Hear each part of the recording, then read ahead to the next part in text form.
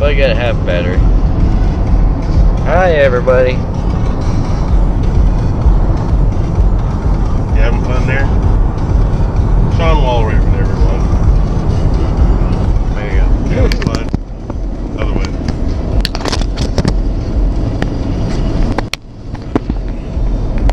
You can flip it down.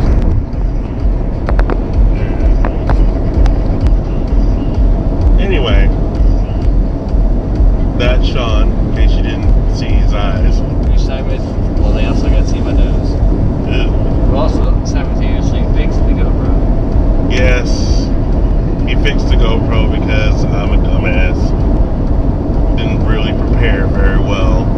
Anyway, we're on our way to the Galleria in Houston because, yeah. So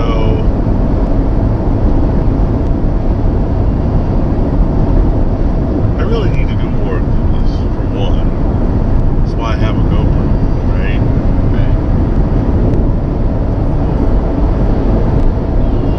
Sean, what's been bugging you lately? Other than you. Yes, Sean, other than me. Not really. Just sitting here watching all the Texas wildflowers blooming. We were worried that was not going to happen. Like, Indian paintbrush, Bluebonnets, and jl1 Swiss forget. if you ever get the chance to visit Texas, if you don't live in Texas, you really should check it out, like, during the spring and the summer. Like, these flowers are beautiful out here. Our state flower, the bluebonnet. Like, this is why we tell people don't touch the bluebonnets. Because, you know, one, they're a state flower. Two, they're beautiful. And three, when you know, there's enough moisture out here, they can grow. Like, oh man, that's beautiful. I just saw some,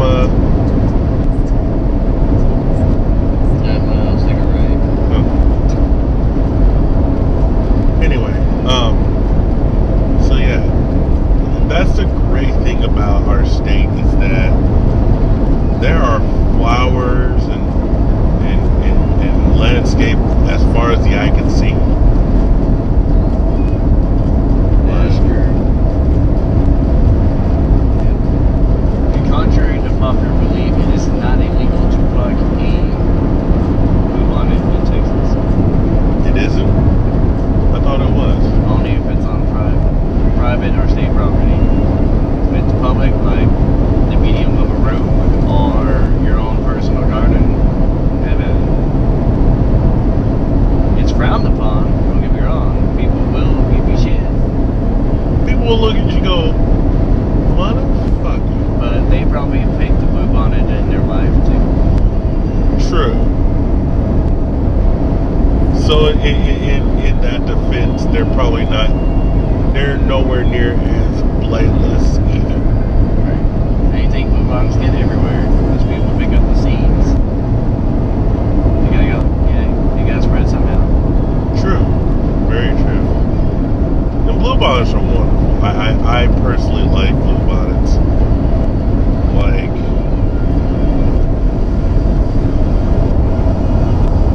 welcome to Waller County. We just left Grimes County, where Navasota is. And Plantersville. And Plantersville. I think Carlos, and that's it. Yeah. Navasota's basically all you need to know about that. Right. Cool.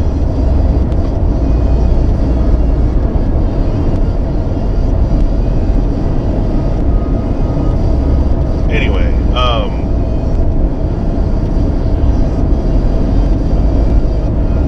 the great thing about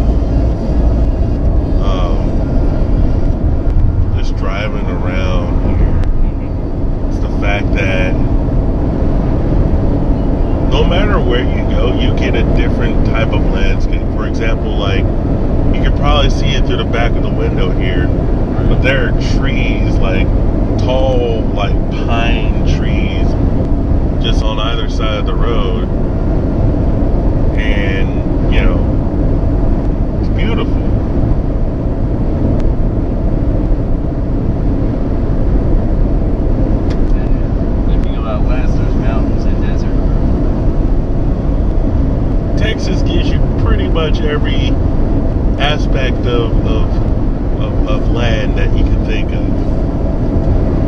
snow?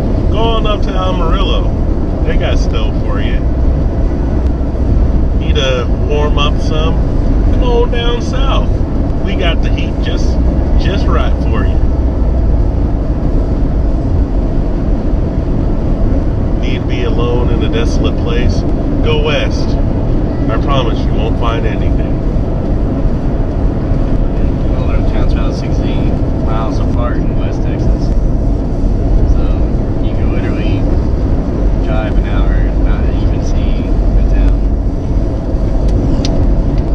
So if you're alright with that, it's 85 out there. Well, it's 85 miles per hour out there. For obvious reasons. Yeah. 85 miles an hour. More like go 100. Yeah, no one's gonna stop you. We're not encouraging this, but You wouldn't be the first. Yeah. Or the last. yeah, exactly.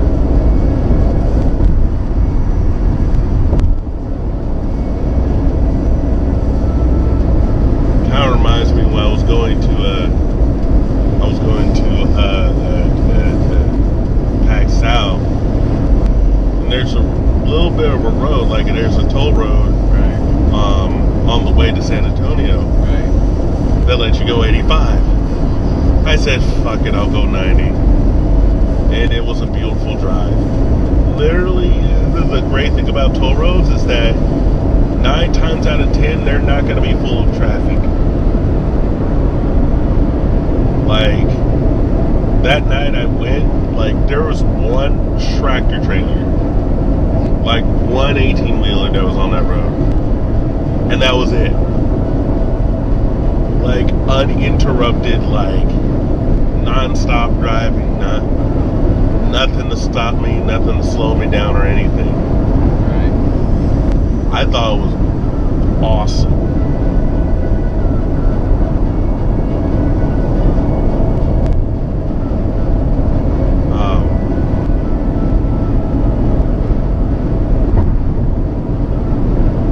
What's not awesome is the current state of politics in this country.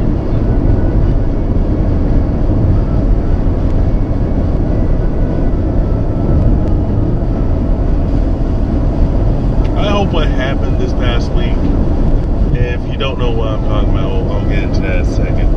Hopefully what happened this week will encourage the Republicans to go, oh, yeah, we shouldn't endorse Trump at all. In case you're wondering what happened last week,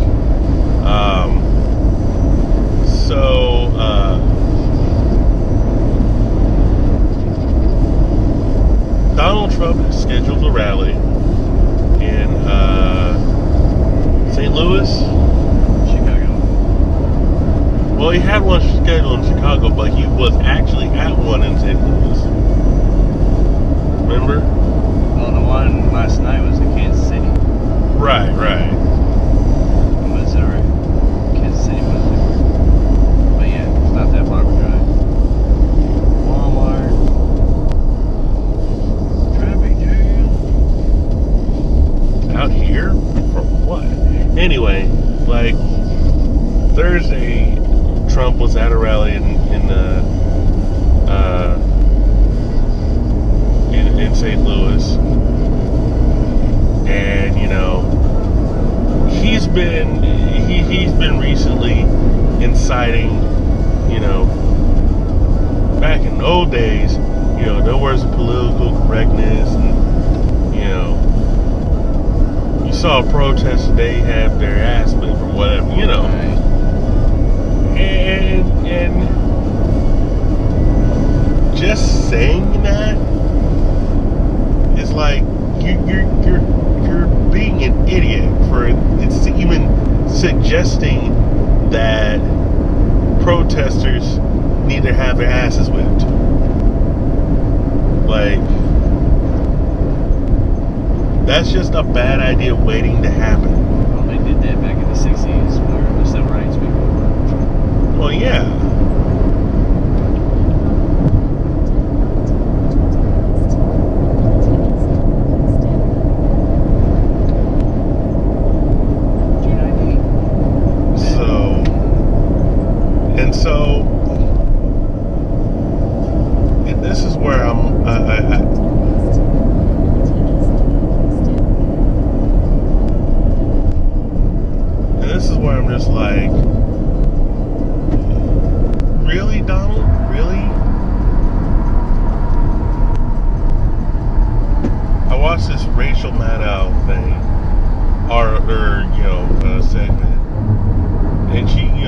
puts in chronological order. Trump, just saying, hey, you protesters need to learn your lesson, all this stuff. I'm just like, bad move, Trump, bad move. This is gonna blow up in your face. Lo and behold, come Friday, it blew up in his face. He was scheduled to come out come to a rally in Chicago, Illinois. And I guess one of his secretaries or whatever, people who coordinate his event said, yeah, no, we're not going to go that way.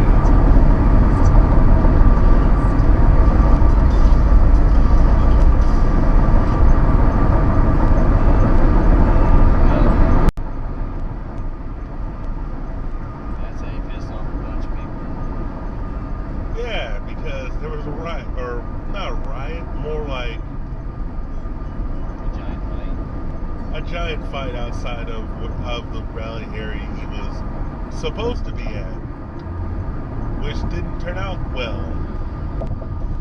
Good job, Trump. So I didn't even know that there was a rally in Kansas City at all. Right. Like, what happened there? They went to go address the Chicago events. Right. But bunch of quote-unquote Bernie supporters protesting him, which I'm not even sure was even, like, granted, I'm a little paranoid about certain things, but if I thought about it twice, like, Donald Trump probably put this some people there himself. What, at that event? At his rally, having Bernie protesters. Really? Because, like, it ate up about 20 minutes of his little rally where he could just go off and rant and rage about this, that, and the other, and didn't have to address the Chicago incidents. And he told people not to be violent to the protesters, and they were pretty cool, except for when that cop shoved a black teen on CNN. Who was literally, he was probably too close for comfort, but didn't need to be pushed backwards into a road. That was a bit excessive. So he'll probably be getting a certain talking to today.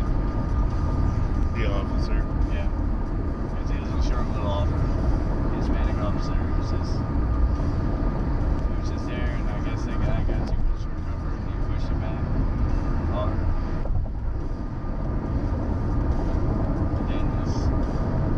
Then he realized when he got carried away because another guy was like, what the hell are you doing? Well, he couldn't hear what he's saying, but he was like, wondering what the hell. And he kind of rolled up to the officer, but the officer didn't touch him.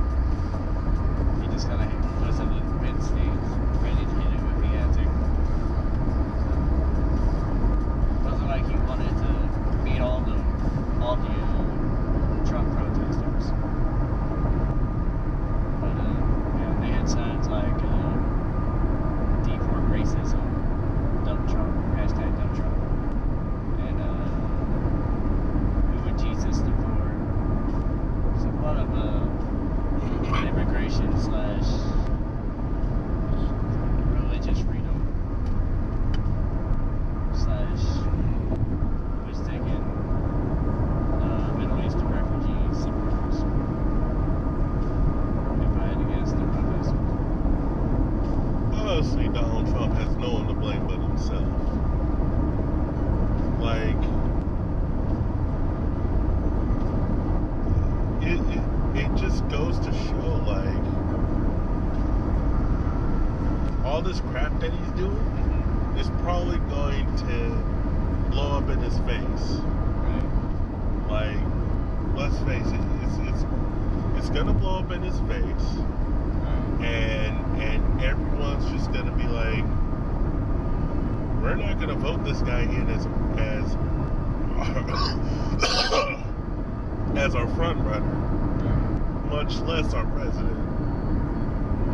like, I have that feeling that they're gonna be like, we much rather have a Cruz or a Rubio or a Kasich as our front runner and not Donald Trump. Because let's face it, Donald Trump is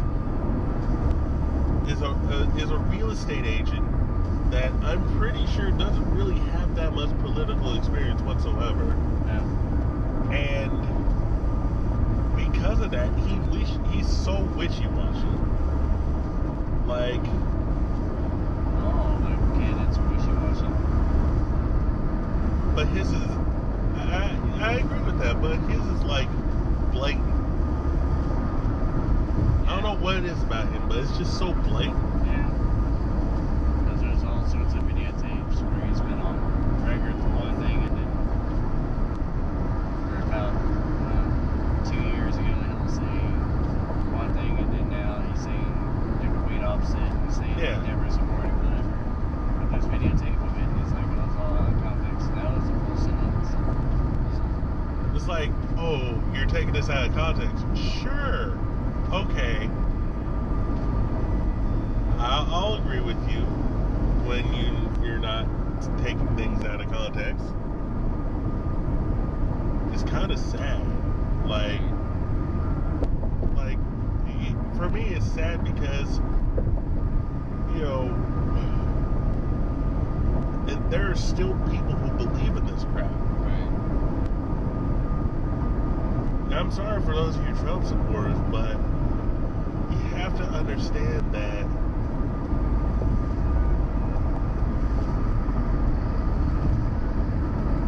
what you're voting in is someone who isn't even clear on what his policies are going to be once he's voted into office. Sure. You know?